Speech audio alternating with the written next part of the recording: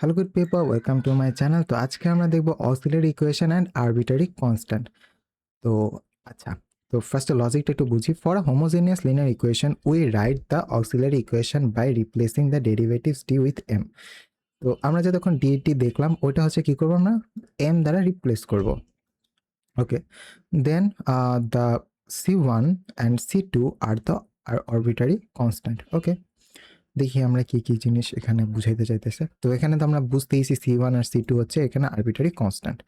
ওকে, ধরেন একটা প্রবলেম আছে 10d³ + t² 7d+2। এখন আমরা কি করব, স্টেপ 1 হচ্ছে আমাদের write down the auxiliary equation, অর্থাৎ আমরা কি করব, এই ডি কে এম দ্বারা রিপ্লেস করব এবং অক্সিলারি ইকুয়েশনের মতন বানাবো।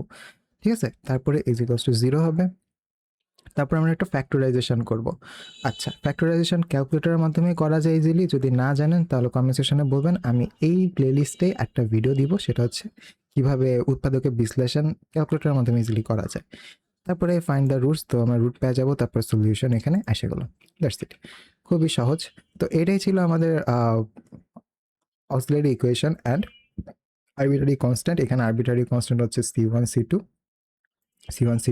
তো C1 C2 কি মান নাই? না, C1 C2 মান নেই। আরবিটারি কনস্ট্যান্ট যে কোনো কিছু হতে পারে, বাট আরবিটারি কনস্ট্যান্ট লাগে কারণ আমরা তো ইন্টিগ্রেশন করি। তো ইন্টিগ্রেশন করলে পরে আমাদের কি একটা কনস্ট্যান্ট আসে না? তো এখন ওই ওই এটা তো আর ডিরেক্ট আমরা ইন্টিগ্রেশনটা করতেছি না, এটা আমরা অন্য পদ্ধতি ইউজ করে তারপরে রেজাল্টটা বের করতেছি। এর জন্য আমরা C1 C2 C3 ইউজ করতেছি। এবং e⁻, এই যে এইগুলা হচ্ছে এম, এগুলো হচ্ছে অক্সিলারি ইকুয়েশনের যে রুটসগুলো থাকে ওগুলার মান, এই আর কি। এভাবে করে আমরা সলিউশনগুলো করি। তো এই দ্যাটস ইট। তো পরের লেকচারে হচ্ছে আমরা দেখব auxiliary equation with equal roots. তো আজকের ভিডিও এই পর্যন্তই, দেখা হবে নেক্সট লেকচারে।